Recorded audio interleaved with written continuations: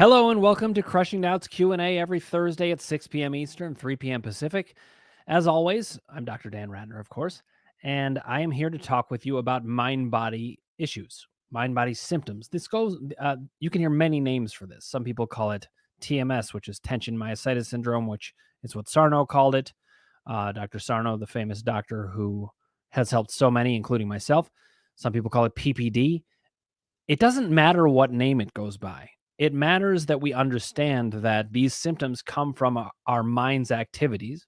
And it also matters that we know that these things can be reversed. And furthermore, it matters that we have a system to do it. So that's what I'm here to talk about is my system. My system is called the column system. It derives its name from an exercise that I did when I first started out doing this work after getting better. I would have people draw what I called a mind-body map. It's simply a sheet of paper divided into 3 columns.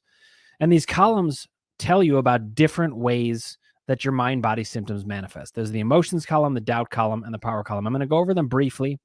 I'm going to lay out a little bit about what I can offer on my website and ways to get help. And then we're going to dive in with what we're supposed to be here to do, which is the Q&A. But I do want to say the reason we're here to do a Q&A is that you can't get better from mind-body issues if you don't know what's happening. And that's what happened for me is even once I found out about the mind-body condition and connection and how to think about it, I still didn't know how to do it. I had too many questions. So your job is to ask those questions. My job is to give you answers. And those answers need to be to your full satisfaction. Now, that doesn't mean that every answer I give will be to your satisfaction, but that's the goal. So if I answer a question and it's not to your satisfaction fully, what I want you to do is keep pushing to get more answers. We're in a collaborative discussion here where you keep asking questions and I keep giving you answers. Now, briefly, these 3 columns. There's the emotions column. The emotions column is for the onset and uptick in symptoms, and it is its function essentially is that the symptoms come in as a distraction from your unconscious emotional experience. I have ways of figuring out what's going on with that and taking away those acute symptoms. The doubt column is for those symptoms that simply seem like they won't budge. They're very stubborn. They seem like they're always the same. And so no matter how much you work on emotions, nothing shifts. Well, that's because your thinking dominates what happens with those symptoms. So in the doubt column, we work to get those doubts seen so that you can work against them and counter them until they're actually put to rest. And finally, in the power column, that's about your relationship with you. That's used for plateaus in recovery where you're getting better, but you hit a certain plateau and you're not getting better. It's also for the processing of very big, broad experience in your emotions. It's the column that is the most similar to therapy itself, but it's like high-speed therapy. I have ways to work in these columns, and I'll keep sharing them with you. Now, let me say hi to a couple of people, then we'll get into the questions, okay? Catherine Toomer, good to see you here. Cindy Attias as well, good to see you.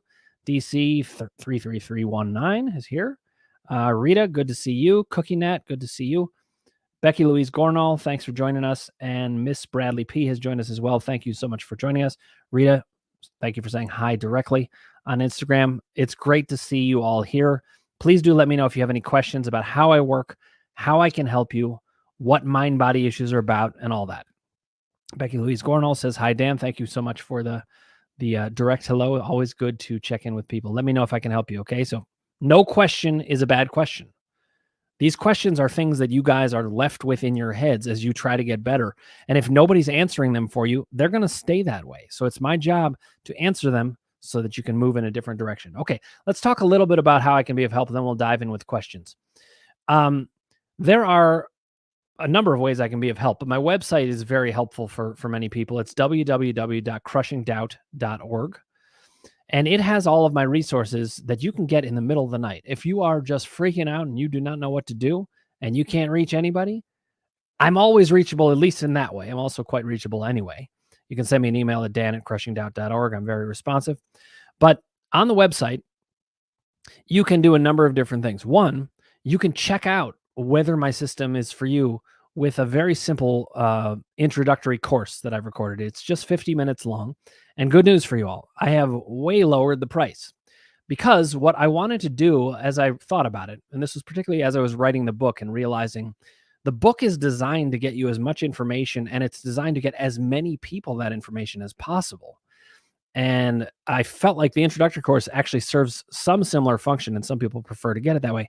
The introductory course gives you a very high level understanding of what the columns are about, and it gives you a chance to just check it out. The price has been drastically reduced. It's just $27.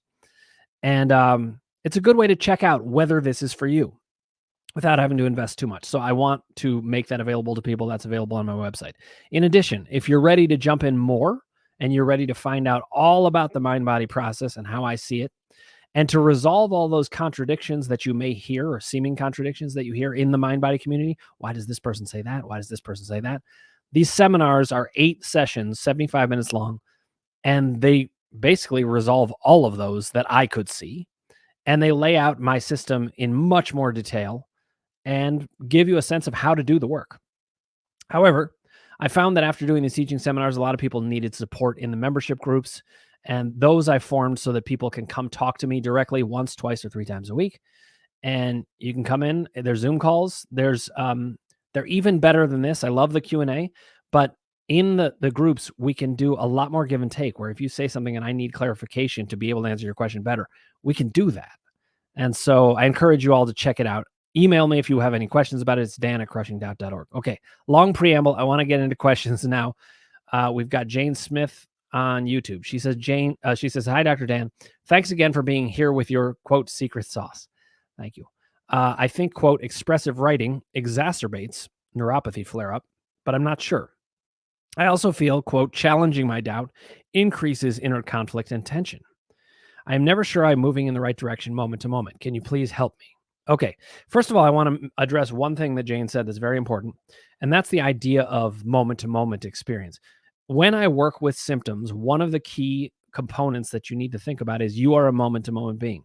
This is one of the reasons you need a flexible but very precise system at the same time. My system's flexible because you're not the same person at any given moment. Our minds change all the time. So we need to be able to adjust with that. We need to be able to see different functions of symptoms and how they're functioning at different moments. Excessive writing exacerbates your neuropathy, but you're not sure. So what I'm hearing, and make sure this is right, is that when you do expressive writing, those symptoms do go up. Well, I want to give you guys one way of thinking about this, which is you're not making up what you experience. If your symptoms go up in a given situation, that's not an accident. You make sense and your symptoms make sense. That's the one assumption that I say to make in doing this work. You make sense and your symptoms make sense. If your symptoms are going up, something's going on there. Now, this is why journaling is not actually for everyone.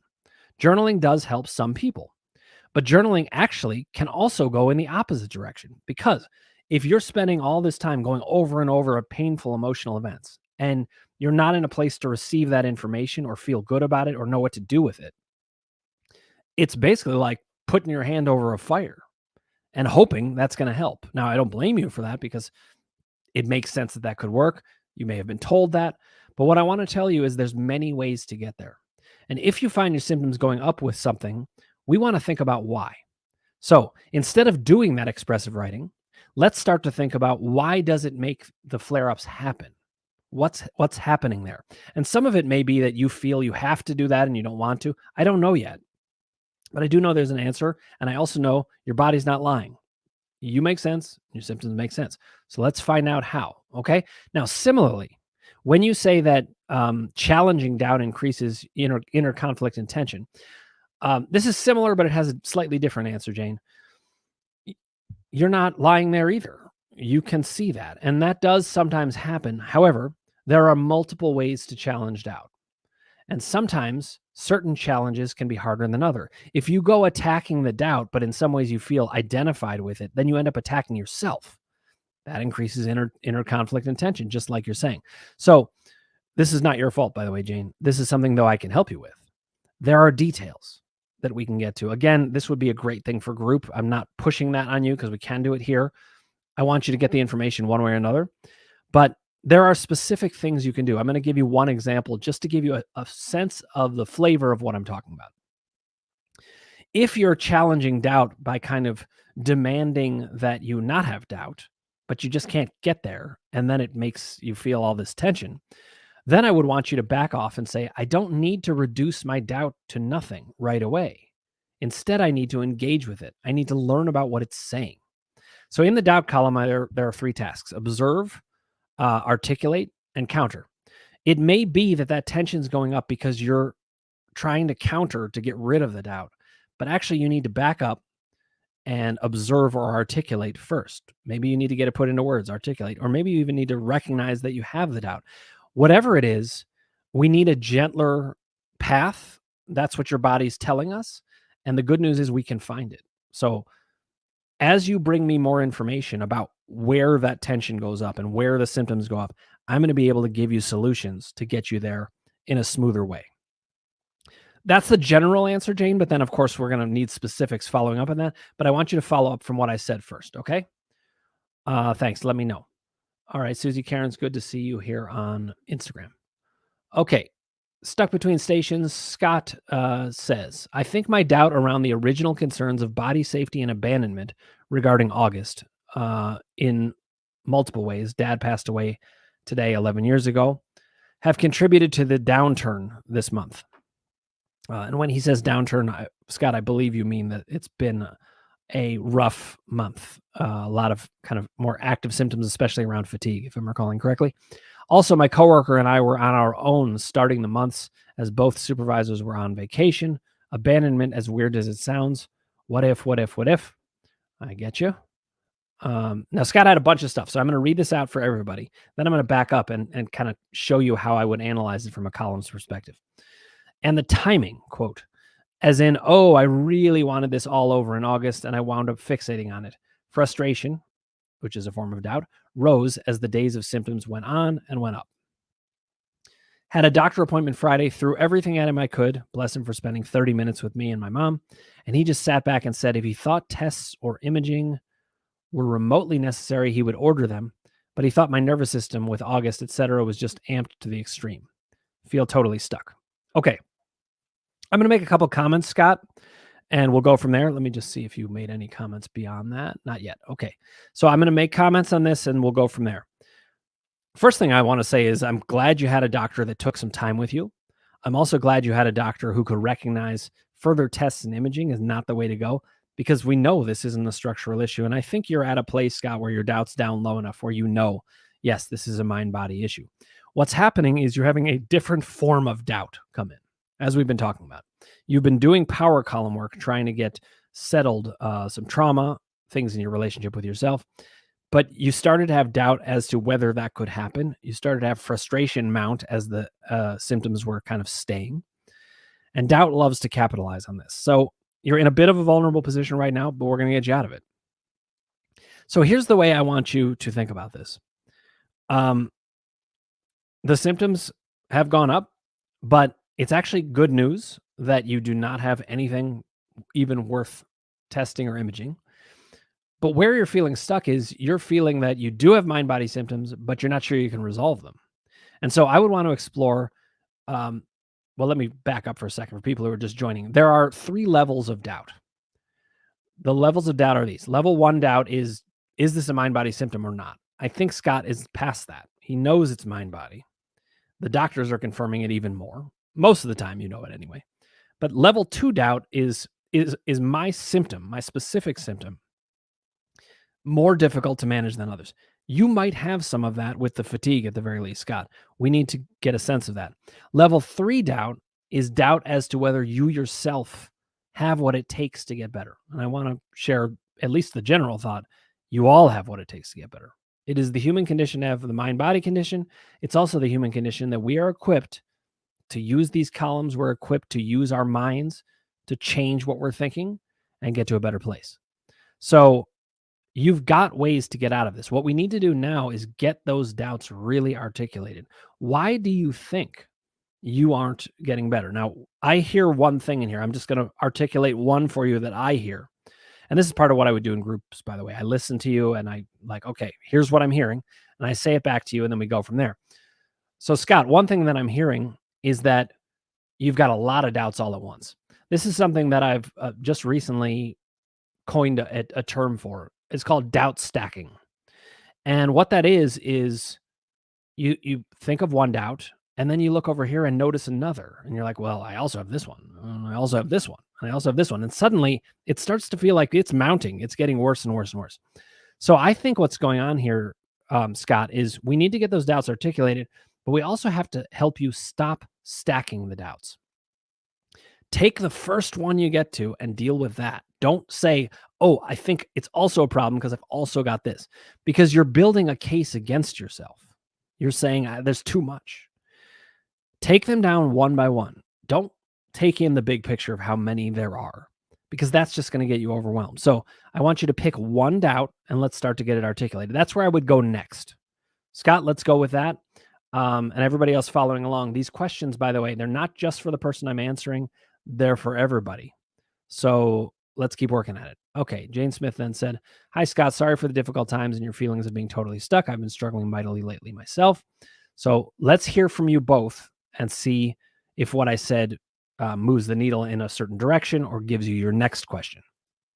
Dorisa says, hi, Dan and everyone. Good to see you, Dorisa. And then Jane says, hi, Dorisa and everyone. You get your hi right back. Okay. Karen Isaac says, glad to be back. The last 3 months have been up and down. Allergies back with a vengeance. Headaches waking me up in the middle of the night.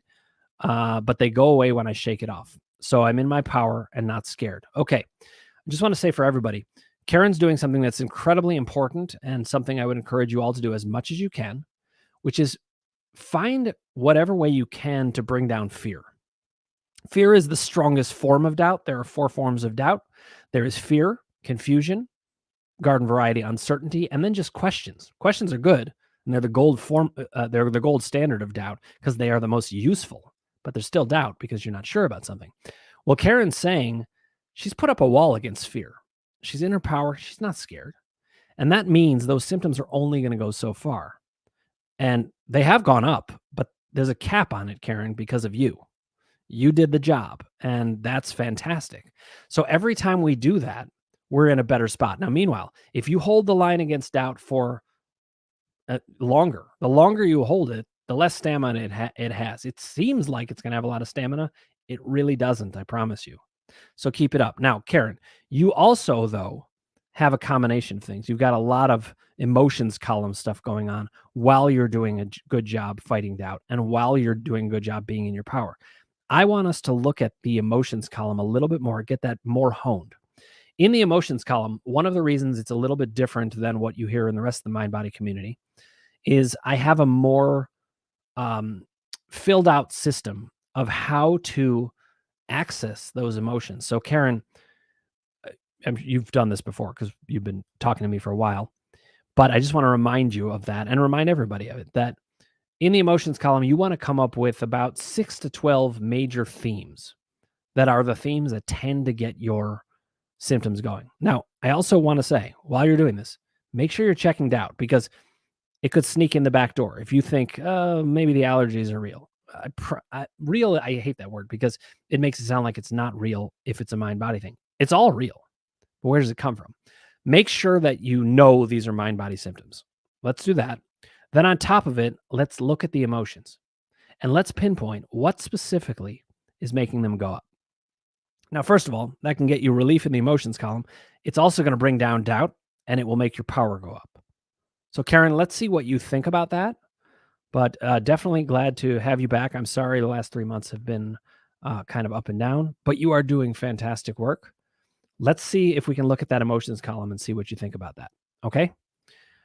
Scott says, I hear you, Jane. Full empathy here. And then Dorisa said, sorry, you guys are struggling. I hope a mind shift comes soon for you all. So thank you for supporting each other, guys. I do just want to say, one of my responsibilities is to work on these mind shifts for you. I think in a lot of the mind-body world, I hear that, you got to shift your mind, and I don't disagree with that, but it really can feel overwhelming to people, and I do like to help people do that, and I want to encourage you can do it.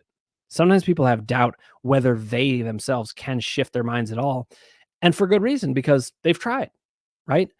My system helps to look at it in new ways and expose some of the reasons it hasn't moved, and that can get it moving. Okay, we've got a couple of questions coming in from Instagram that I want to make sure to get to, and then we'll keep right on rolling. Becky Louise Gornall says, that helps when you talk about the stubborn pain. I have many nerve pains, but one rib pain that feels so real, more structural, and was the first initial pain. Okay, so you have to remember mind body symptoms, they are designed to feel fully physical. They are physical, and they're even designed to enact actual physicality. So, yeah, you can have stubborn pains that won't move. I found it was really the first step forward that I had after discovering Sarno that was so important. Sarno did help me to see that my emotional life was contributing to my mind body symptoms, but I didn't understand why I would have 8 years of back pain over an emotion that probably wasn't there for 8 years. And not only was I right about that, but I also took something from what Sarno said. He said another brilliant thing, which is you've got to accept the diagnosis. What I realized though is it's not just about accepting that you have mind body issues.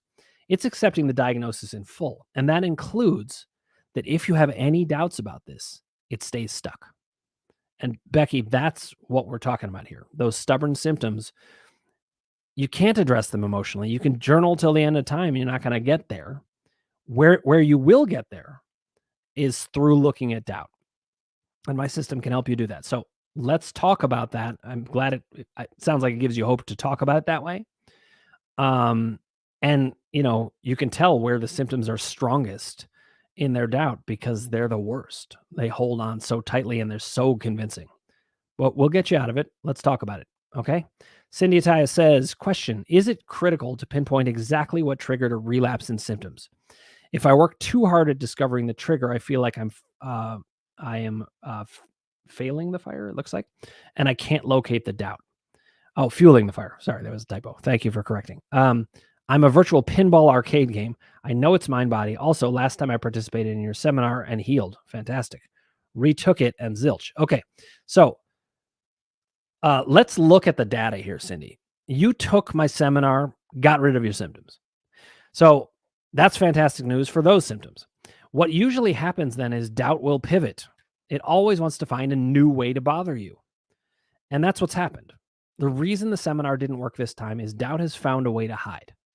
I don't know what that is yet, but I know that it is doubt because these symptoms play out based on their functions. What you're describing is you got a symptom, it's stuck, it's not budging, it's not moving with emotion, it's not moving with the doubt work of the seminars. What that means is there's another doubt. And you just highlighted something. You said, if I work too hard at discovering the trigger, I feel like I'm fueling the fire. I think you're right about that because when you work too hard to look for it and you're just not finding it, what happens? Doubt goes up. You start to say, well, this worked before, but it's not working now. So doubt goes up. There's lots of things that are happening that are bringing up your doubt, but I'm not worried about this at all. I mean that supportively and not dismissively at all. What would happen next, Cindy, is we just have to discover what is the doubt. And the way to do that, I said this before earlier, but I want to reiterate it here. It'll be helpful for Cindy and it'll be helpful for everybody listening. In the doubt column, you're going to observe, articulate, and counter doubt. And doubt can hide in any one of those steps. So it may have hidden in the observe step. To observe a doubt is to call it into question, is to recognize maybe this is just doubt. So when you're saying you did the seminar and you got zilch this time, after doing well with it the first time, the question is, what are you then saying to yourself? And I'm not saying that I know what this is, Cindy, but I'm going to give you examples just to get you some sense of what I'm talking about. Some people might say, maybe it was a fluke. Maybe that doesn't really work. And that would be a specific doubt that we then have to counter, because if we don't, you're stuck with that rolling around in your head like the pinball, and that would keep you stuck. The reason it didn't work this time isn't because it doesn't work. The reason it didn't work this time is you have a different doubt, and all we have to do is expose it and counter it. Okay, so that was just one example. Here's another example. You might be saying, okay, well, I did that. And I totally believe in the doubt thing, but I don't believe I'm going to be able to discover the doubt. Okay, that is a doubt in and of itself that I just articulated. If that is the doubt that we need to get at, then it's great that we've articulated it, and now I can start to counter that. But I think you need to back up. You're probably I think what's happening is that you're first you got focused on the emotions as well you should have because it was an uptick and you thought you had mastered your doubt. But once that wasn't working, slide back over to the doubt column. Doubt always has to be dealt with first if it's there. And you can go in and say to yourself, okay, maybe I was focused.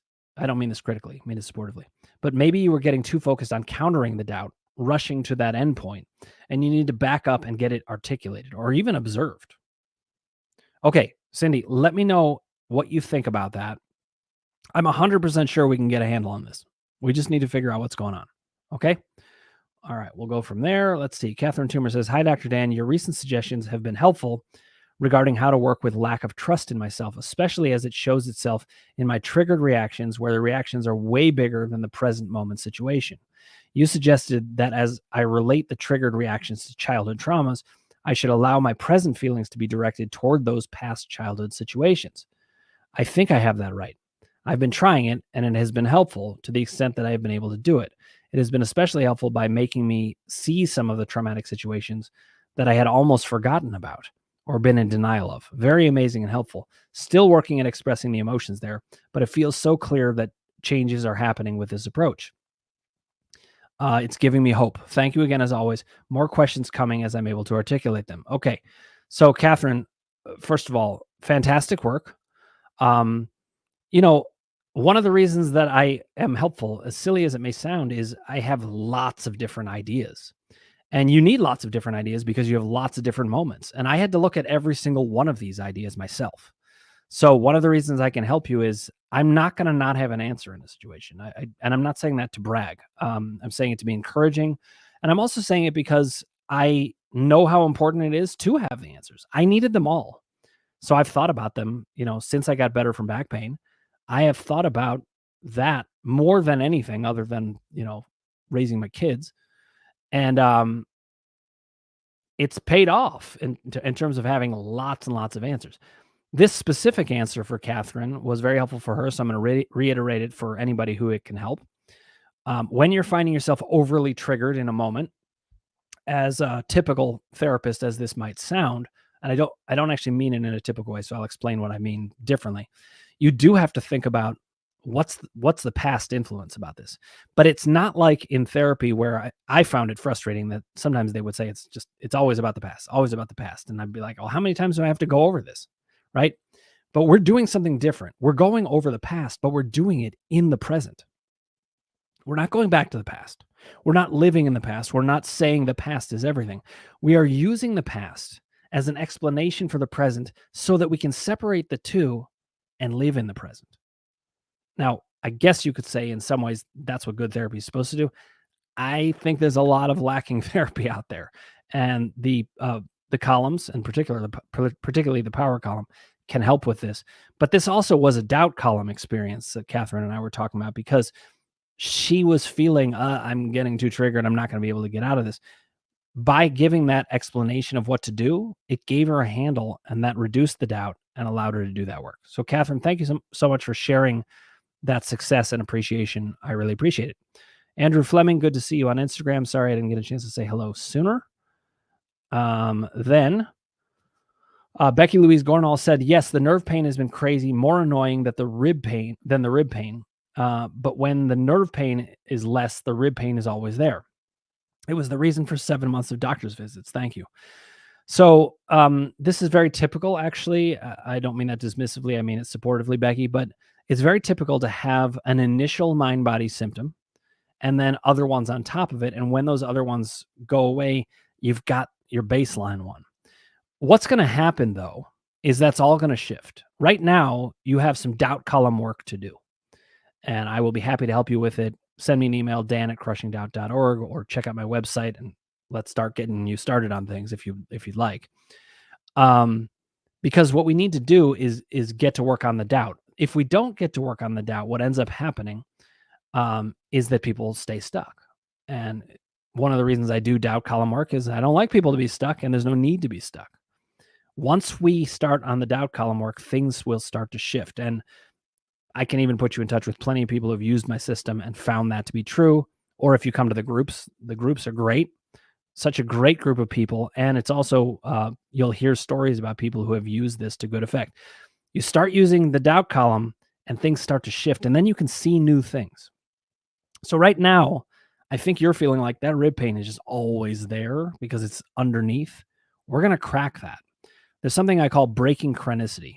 I distinguish between two different terms: chronic, which is not a term I actually use, and consistently acute, which means always there, but moment to moment to moment to moment. Now, what it means is it looks completely unbroken, but it's breakable at any given moment. That's what I can help you with, is I will break that at some moment, and it'll show you it's not chronic, and it will blow your mind. And when that happens, we're off to the races. Okay, Casman Thibault, good to see you here. Thanks for joining us. All right, we have some more questions coming in from YouTube. Karen Isaac says, I have felt melancholy, blah, lying around, not moving some days. I do feel so much better when I cry to someone and or move, swim, walk. I'm disappointed that I can't just shut off pain signals. Okay, so I would say again, Karen, I think you actually wrote this even before my last answer, so I'm sorry if it is a bit repetitive, but you're having trouble shutting off these pain signals because I think we're not pinpointing the emotion enough. This is an emotions column thing. Then it's leading to doubt. I think it's not going to be hard for you, based on how experienced you are with this, to fight that doubt. So let's just bring that doubt back down, and then let's get specific. Let's find out what's happening, because it's not like you don't know what you're suffering from. It's not like you don't know what you're upset about, but you may not know the pinpointed version of it. That's what the emotions column is for. And even I, or anybody, no matter how experienced you are, sometimes need to revisit these things. Okay. Jane Smith says, hi, Karen. Glad to see you. Sorry to hear your allergies are back with a vengeance. My neuropathy back with a rather extreme vengeance too. And I'm melancholy, weeping, and wounded from a terrible betrayal. Okay. Well, I'm sorry that you got activated by a terrible betrayal, Jane. That's really hard to take. But I want to encourage you something here. When you're hurting, or when you've been hurt, it really helps me to remember I'm a moment-to-moment being again, because what it means is that hurt is actually not going to last. It feels like it's going to be there forever. But when you remember your columns, you can remember, nope, I'm a moment-to-moment being, and there's things I can do within this. And on top of it, you're not alone. This is a community that we're building here. And I love this community. I think you guys are fantastic, and I'm so honored to be here with you. And I love what we're doing. So, Jane, you're not alone. We're going to figure this out. Usually when people have betrayed you, they're revealing their true selves, and it turns out they were not worth our time or energy. And in your power column, you can recognize you can do better. And there's going to be people like me cheering you on. Let me know if that is of help, and we'll go from there. Okay, Caroline Chapman, good to see you all the way from Australia. So you are up early in the morning, I believe, but glad to have you here. Jane Smith then says, thanks, Scott. Full empathy for you too. Thanks, Teresa. Glad to see you here today too. Okay. Chris Atwater said, I had a couple weird things this week. I really hurt my back on Saturday. Don't think that was mind body. I think I genuinely hurt myself. Spent Sunday on the couch with ice and heat. Monday couldn't move. Had to move my classes into live online format, which I hate. First one poorly. Second one was fantastic as it could be.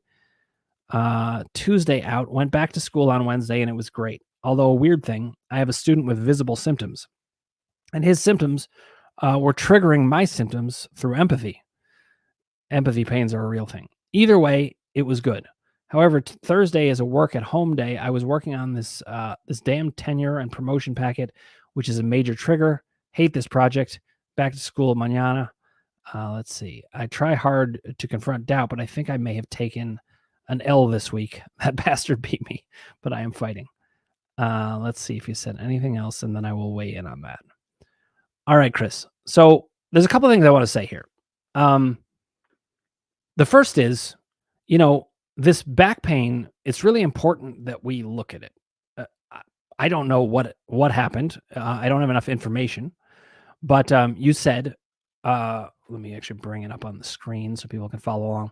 You said, I don't think that was mind body. I think I genuinely hurt myself. So I want to look at that. I'm not doubting you, by the way. I'm totally interested in what you think, but I want you to describe it, because I want everyone to remember how incredibly convincing these mind body things can be. And on top of that, Chris, and I just want to put this in your head as something to think about.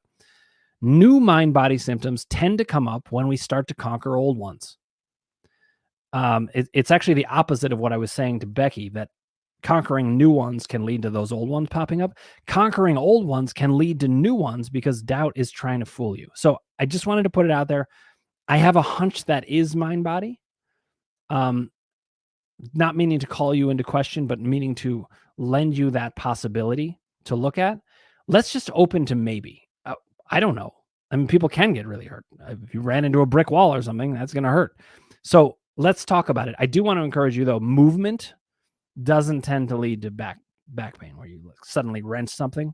That is almost always what I call a mind body trigger, where the movement or the environmental experience is totally believable that you would hurt yourself. The body, the mind body defense jumps on that and actually causes pain and changes in your body. And it's incredibly convincing. So just call it into question. Let's see. Okay. Now I hear you in the meantime that, you're going to take an L from doubt some weeks, but you are fighting it.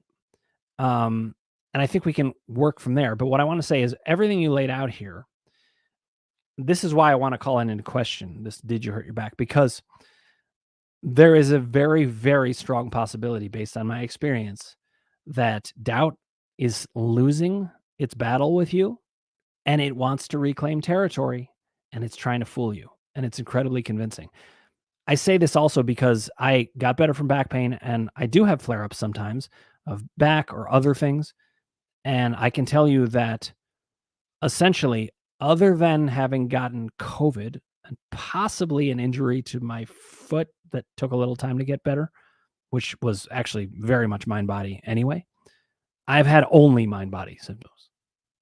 It's actually very rare to have symptoms that are not mind body in my experience. We need to talk about it though, because it doesn't matter what I think. It matters what you think. Let's go from there, okay? All right. Karen Isaac says, thanks, Jane. Thank you for that encouragement and encouraging each other. Okay. Now, Scott says, yeah, they definitely stacked up with the fatigue and awful sleep. So that's about the doubt stacking. So it's good that we're recognizing that, Scott, because that'll give you a chance to fight it better. If it keeps stacking, it becomes out of control and hard. It's like once the fatigue hit me hard in the first week of August and then bad sleep has followed since, I started to lose confidence in my ability to, quote, be able to do this. One thing I'd like to encourage you all is to start thinking of, this is kind of a funny way to put it because it'll seem counterintuitive, but based on what I know, when symptoms ramp up, you're making progress. It doesn't mean that's the way it's going to continue, because if that was the case, well, this would really suck and you just get more and more symptoms. But until we really break doubt, the symptoms do sometimes go up. Now, Scott, I also know we've talked about how the symptoms can also go up when you are working in the power column. So you've got multiple reasons that the symptoms could go up. But what I want to tell you is they're all, how do I put this? They all fit with progression.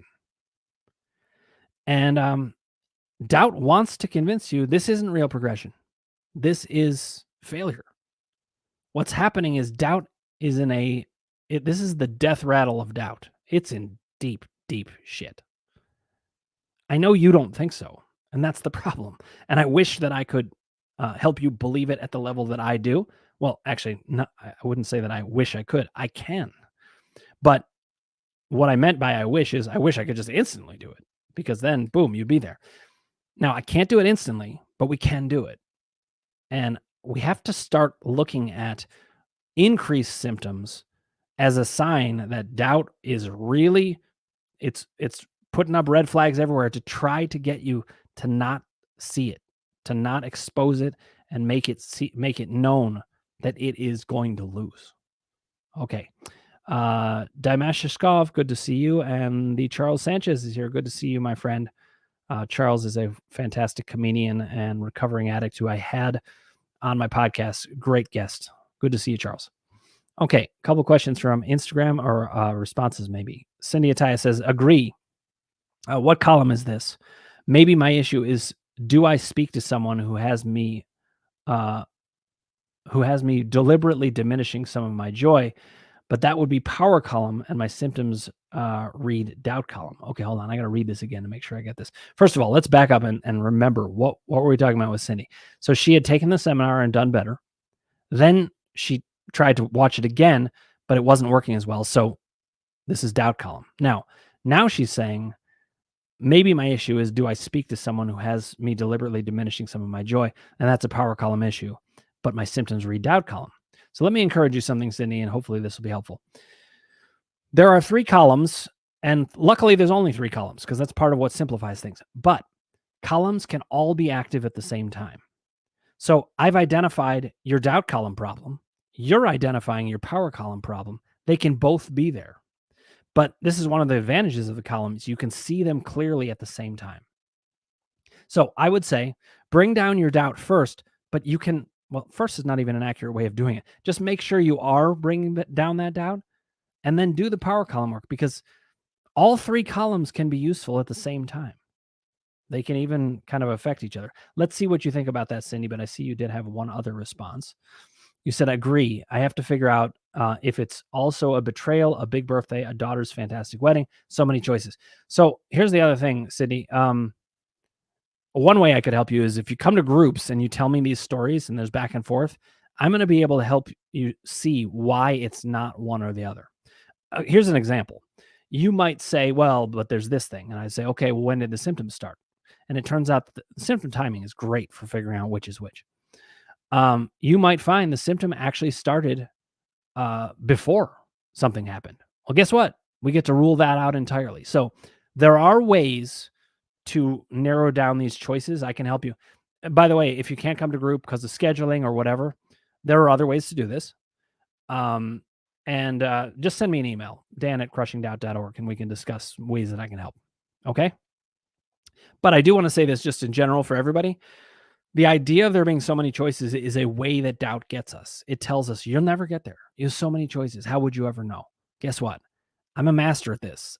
I will find it, and it will ring true. And one of the ways we'll know it rings true is it's going to make a dent into the symptoms. It's like you start speaking that language of the body, and that becomes incredibly convincing when you get real shifts. I also want to say, Cindy, try to use your successes in the past. You already shifted symptoms with this work. That should mean we can do it again. It's not one-stop shopping where you always do it one way or another. I can show you the flexible system so you can make it work at different times. Okay? Let's see. Cindy said, I'll send email because I don't want to share with strangers. Totally understand. Some people feel that way about the group. Others really make friends in the group, so it feels like less strangers, but doesn't matter because it only matters what works for you. I have built systems that work for everybody. If group doesn't work for you, I have other ways. So send me an email. We'll check it out from there, okay? Becky Louise Gornall says, thank you. I appreciate this because you're right. The rib pain feels like it's part of me. I will look up your website. Okay, Becky, let's do it.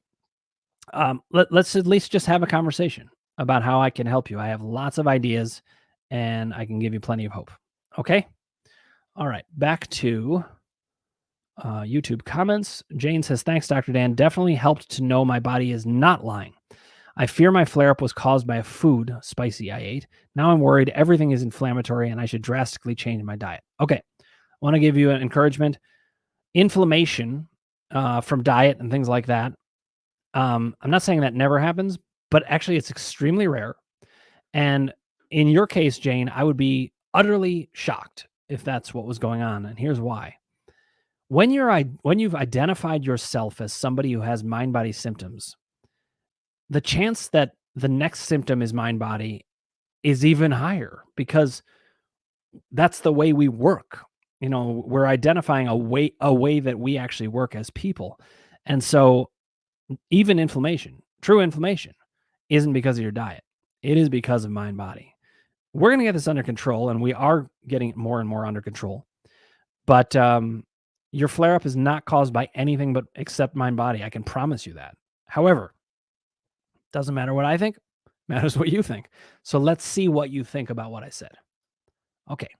Karen Isaac says, I know 1,000% allergies are TMS. That's what I thought, Karen. I know all my symptoms are mind-body. The allergies are just so annoying. They've kept me up at night blowing my nose. I'm assuming it's due to the stepson. Okay. But keep in mind, Karen, I can do even better for you. Okay. Because Yes, it probably is about your stepson. That's so big. But there are specifics that it could be about, and I can help you figure out what those specifics are.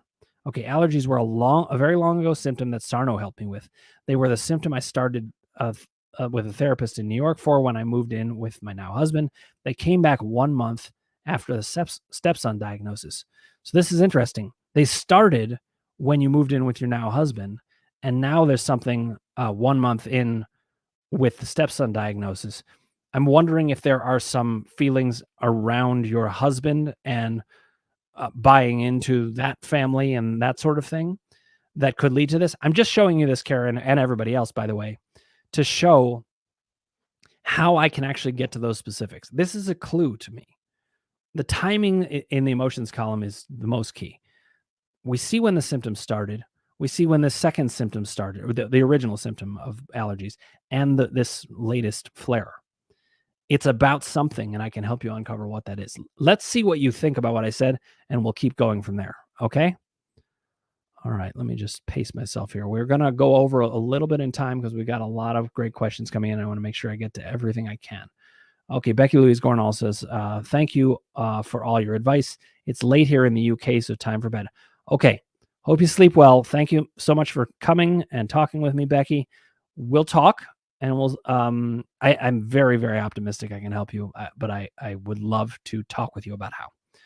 Okay, Brisa Explains It All has joined us here on Instagram. Thanks for joining us here. For anybody who is joining, we're towards the end here, but you can go back and rewatch this, and encourage you to do so. I talk about why I do these Q&As. I talk about mind-body work. I talk about my specific system and how it can work and the resources that you can get there. Okay, but don't hesitate to ask questions or come back next week and we can go from there. Okay. Elizabeth B., good to see you here. Thank you, Dr. Dan. What's the best place to start work for those who are schooled in TMS? Would we take all the seminars, start with the columns? I have a condition response that I can't shake. Okay, Elizabeth, for someone like you who has a PhD in TMS, meaning you know a lot about it, you've explored a lot of it. To me, the seminars are definitely the place to start. For some other people, I actually might start them somewhere else because they might need more of an introduction, but you have such knowledge from the sound of it that you can dive right in. And the seminars are designed to do exactly what I think you need, which is to explain why has all this mind body work not actually helped me enough? You need that identified. We need that clarified, and we need to know what to do about it. And the seminars 100% would do that. You always can come to group, and I will certainly help you there. But I like to encourage people to take the seminar first if you're open to it, because it makes the group work all that much better. And also the seminars are really designed to do exactly what you're saying for people who are really schooled in TMS. In fact, it's one of the ways that I think a lot of people tend to come to me in the mind body world is when they've tried other things, they hear that I've got maybe a different level of expertise, or at least a different system that can answer, why am I not getting better even though I know so much about this? You're a perfect candidate for this, Elizabeth. Let's talk. You can send me any questions at dan@crushingdoubt.org, or you can go ahead and order it. I think you will not be sorry. It's very, very helpful information. Okay, Caroline Chapman says, so encouraged around your, quote, moment-to-moment statements today, especially around acute pain being able to be broken and betrayal/wounds. Viewing it this way is really helpful. Thanks. You are most welcome, Caroline. I think moment-to-moment thinking is incredibly key for all of this. We can feel really stuck, and to know that it's always changing. Even if you're in this seemingly stuck place, what you really are is you're in the same moment over and over and over. But we can change that moment. So I'm glad you feel encouraged by that, Caroline. You should. We can get very far with this. Okay, let's talk about it. Okay, then Chris Atwater said, I'll look at it, and this is about the back, but I told Doubt to eat sand and bark at the moon. And I believe what I'm saying, but not a lot of movement. Do I need to move to another column? No, this is still Doubt, and I'll tell you why. You're doing the doubt work. You're putting in the doubt work. You're doing your job. But doubt is tricky, and it's going to find ways to convince you that it's not going to move. So you've got to back up and almost recognize the doubt behind the doubt. That, yeah, you're doing the doubt work, but doubt can hide in plain sight. It can be like, okay, yeah, you got me, but I'm not here. Guess what? It is here. I'm just telling you, based on the way your symptoms are behaving, this is a doubt. And you telling it to eat sand and bark at the moon, I love that phrase. That's very good. That's you doing the work. But part of my job is to do it even stronger. I'm not going to let doubt get away with this shit. No way. It hides. And I'll tell you, the mind body condition causes well over 99.999999999% of all symptoms, including back pain. Back pain is almost always that, unless a crane fell on you. And I'm saying that encouragingly. So let's look at that. I do think there's a doubt. It loves to hide in a place where it says, well, you already checked out my doubt, but you didn't find me. So you must not be able to get me, huh? No, we can double back and say, no, I think there's a doubt there. And we can figure out what it is. So as an example, I don't know if this is what it is, Chris, but you might look at this. You might think, I think back pain maybe isn't mind body. Maybe you think that. Okay. I don't think that, but it doesn't matter what I think. Let's uncover what you think about this. There is a doubt there, I promise you, because it's behaving like that. Okay. Then Scott said, I think the sleep part is really getting in my brain about doubt. Like I don't know what to do when I am waking up in the middle of the night. That sounds right to me, but I think there's also a doubt coming up here. You are, from the sounds of it, you're starting to feel maybe scared, but some kind of doubt about, is not sleeping going to cause a problem? I want to encourage you something. Your brain's working hard right now. And I would let it work hard if you're okay with that. I would let it work hard and not pressure yourself to sleep and not worry that not sleeping is going to cause a problem. Ultimately, we have to help you. Here's a way of putting it, Scott. I think we have to help you not be afraid of your own mind. I think we have to help you feel that not only can you conquer the things from the past, but you can have a good relationship with your mind. What you're saying here is, I don't totally yet. I'm kind of worried about it. Let me know if that makes sense to you, and we'll go from there. Okay. All right. Chris says, thanks, Dr. Dan. You are welcome. Then he says, maybe this TNP packet is just setting me off. I have time to work on it, and then it gets taken by doubt. Plus, we just started school, so maybe a pile on by doubt. Yes. So here is how doubt works when it comes to triggers. If you're having an emotional event that you don't fully know you're upset about, which is what Chris is referring to here, and then some environmental trigger happens or a symptom happens and convinces you that might be a real injury, then doubt gets to take that symptom and run with it and obscure it even more. That's what's happening here, Chris. You are having an emotions column event. Something was bothering you. The start of school definitely is somewhere in there. Maybe this packet. There's something there. We can get to the specifics. But we can't discover the specifics if doubt is covering it over. So I'm going to keep slamming doubt with you. Okay? Karen Isaac says, wow, Dr. Dan. Something to think about. Thanks. You are most welcome, Karen. This is part of what I do and why it works is I can identify, and that's kind of what I was saying to Cindy, that there are ways to discover the specifics of something emotional so that all those choices can get reduced. So definitely look at that. We're onto something. Okay. Teresa says, thank you so much for doing this, Dan. We really appreciate that you take the time for us. Thank you, Teresa. And I want to let you guys know the appreciation goes a long, long way. This is the stuff that gives me the energy to keep going because I know that it's helping people. I know that people are out there getting more encouraged. I know people are getting more belief. And here's the thing. Every person who gets better from this is another person out in society talking about this in the right way. I want as many people as possible to get this until we all believe it. So that's what we'll work on together. Thank you for that appreciation. It really does help. Jane Smith says, thanks, Dr. Dan. I've been so down. I didn't know if I should even come today. Oh, doubt was really getting you there. If you ever feel like you shouldn't come, you're despondent. Remember, hopelessness is a form of doubt. Always come. Never choose not to come. But you can make me smile and feel better when I'm really down and feel a little hope again. Good. Plenty of reason to have hope here, Jane. Nothing bad is going to happen, but do keep coming. Okay. And I'm not just saying that because I want you to keep coming. I'm saying it because if doubt gets you to not come, it wins and we don't get to do the work. But if you show up here, we do work and we get further. You also can send me an email if you really feel stuck. Okay. All right. Kazi888 has joined us on Instagram, though I think that's actually Karen Isaacs. So good to see you here as well. And D. Charles Sanchez says, Dr. Dan, I've suffered from herniated, and then he didn't finish. So Charles, I need to hear more about it. It might be a herniated disc in your back. Briefly, I will say herniated discs have been debunked as a cause of back pain. There are plenty of studies that show, and I can put them out there.